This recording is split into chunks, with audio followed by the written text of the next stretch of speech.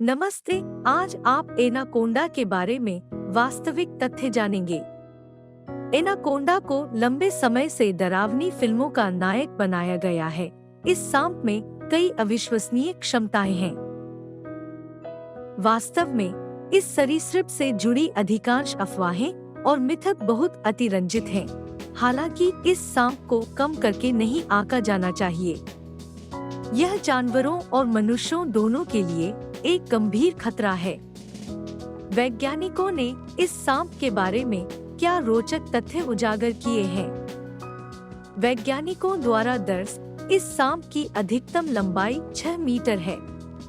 15 metre राक्षसों के बारे में केवल किंवदंतियां ही बताती हैं, लेकिन अभी तक कोई भी ऐसे सांपों से नहीं मिला है। एनाकोंडा की मादाएं नर से लगभग आधी बड़ी होती हैं।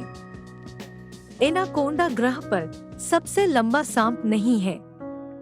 जालीदार अजगर इससे ज्यादा लंबे होते हैं, लेकिन अभी तक किसी ने भी एनाकोंडा के द्रव्यमान को पार नहीं किया है। एनाकोंडा का निवास स्थान दक्षिण अमेरिका का उष्णकटिबंधीय क्षेत्र है।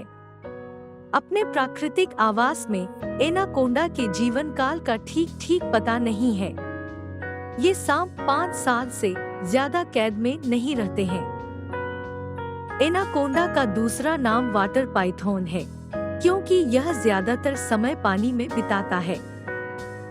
सांप शिकार करने के लिए जमीन पर रेंगता है। एनाकोंडा का विकास जीवन भर नहीं रुकता। पकड़े गए शिकार के आकार के आधार पर एनाकोंडा महीने में 1 या 2 बार शिकार करता है। ज्यादातर समय सांप पकड़े गए शिकार को पचा लेते हैं। एनाकोंडा का आहार मुख्य रूप से बड़े असंगठित स्तनधारियों से बना होता है। वे कैमन और कछुओं का तिरस्कार नहीं करते। सांप के जठर रस में एसिड होता है, जिससे शिकार हड्डियों के साथ साथ पच जाता है।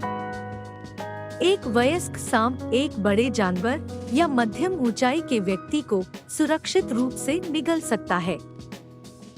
इन सांपों में नर भक्षण बहुत आम है। एनाकोंडा अपने रिश्तेदारों के साथ सुरक्षित रूप से भोजन कर सकता है।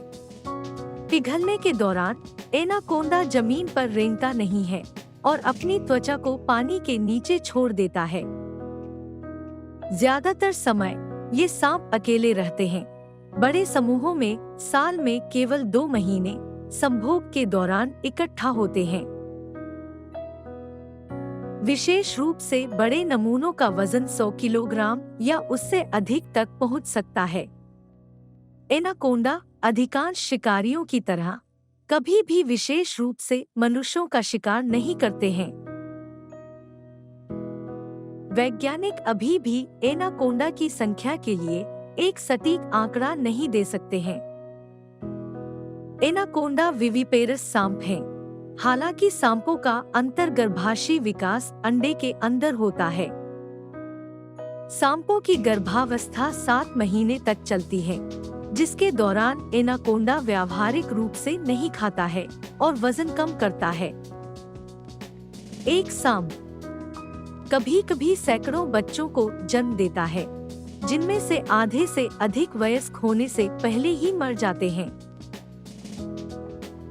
अपने आकार के बावजूद एनाकोंडा अक्सर बड़े मगरमच्छों और जगुआर के लिए भोजन किया जाता है।